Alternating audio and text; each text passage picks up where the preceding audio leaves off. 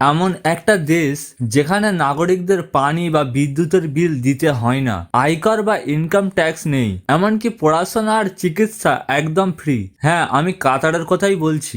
মাত্র কয়েক দশক আগেও যারা ছিল মরুভূমির এক দরিদ্র মৎস্যজীবী জাতি, আজ তারা মাথাপিছু আয় হিসেবে বিশ্বের অন্যতম শীর্ষ ধনী দেশ। কিন্তু কিভাবে সম্ভব হলো এই মিরাকল? কেন সৌদি আরব বা ইউএইর মতো প্রতিবেশী দেশগুলো কাতারকে নিয়ে কিছুটা বেজার হয়ে আছে?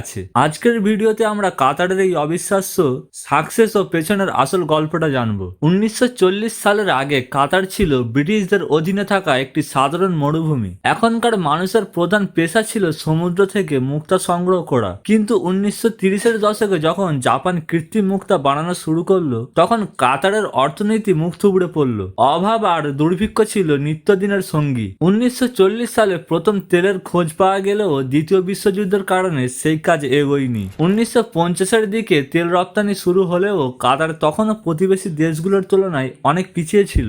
আসলে ম্যাজিকটা শুরু হলো 1971 সালে। সমুদ্রের তলদেশে পাওয়া গেল নর্থ ফিল্ড, যা বিশ্বের একক বৃহত্তম প্রাকৃতিক গ্যাস ক্ষেত্র। কিন্তু মজার ব্যাপার হলো, সেই সময় গ্যাসের খুব একটা কদর ছিল না, কারণ গ্যাস পাইপলাইনের বাইরে অন্য কোথাও পাঠানো ছিল অসম্ভব ব্যয়বহুল। ফলে সেলের মতো কোম্পানিগুলো কাজ বন্ধ করে দিয়ে চলে যায়। কিন্তু কাতার দমে যায়নি। 1995 সালে শেখ হামাদ বিন খলিফা আল থানি ক্ষমতায় এসে এক সাহসী সিদ্ধান্ত নিলেন। তিনি ভাবলেন, পাইপলাইন না থাকলে কি হয়েছে, আমরা গ্যাসকে তরল করে জাহাজে করে সারা বিশ্বে পাঠাবো। এই এলএনজি বা লিকুইফাইড ন্যাচারাল গ্যাসই হলো কাতারের আসল সোনার খনি। কাতার এই প্রযুক্তিতে বিলিয়ন বিলিয়ন ডলার বিনিয়োগ করে। বর্তমানে কাতার বিশ্বের বৃহত্তম এলএনজি রপ্তানিকারক দেশগুলোর একটি। রাশিয়ার ইউক্রেন আক্রমণের পর ইউরোপে যখন রুশ গ্যাসের বিকল্প খুঁজছে, তখন কাতারের গুরুত্ব আকাশচুম্বী হয়ে গেছে।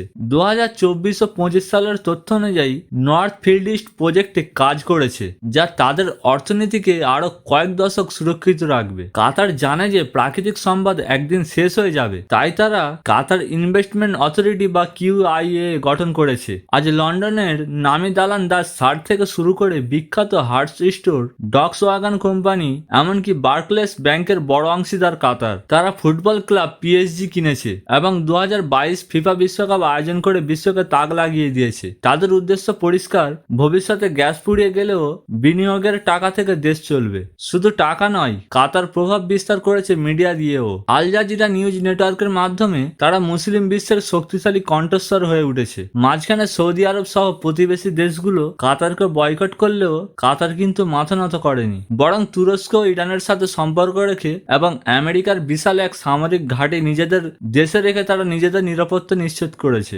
আজকের কাতার মানেই হলো অত্যাধুনিক শিক্ষা ব্যবস্থা, উন্নত স্বাস্থ্য সেবা আর বিশাল ব্যয়বহুল জীবন। তবে এই উন্নতির পেছনে প্রবাসী শ্রমিকদের অবদানও প্রচুর পরিমাণে রয়েছে। কাতার এখন তার ভিশন 2030 নিয়ে এগোচ্ছে, যেখানে তারা জীবাশ্ম জ্বালানির ওপর নির্ভরতা কমিয়ে একটি জ্ঞানভিত্তিক অর্থনীতি হতে চায়। মরুভূমির তপ্তবালি থেকে উঠে এসে কাতার আজ গ্লোবাল পাওয়ার হাউস। আপনাদের কি মনে হয়, কাতার কি পারবে তার এই শীর্ষ স্থান ধরে রাখতে? কমেন্ট অবশ্যই জানাবেন। আর ভিডিওটি ভালো লাগলে অবশ্যই লাইক করে পাশে থাকবেন।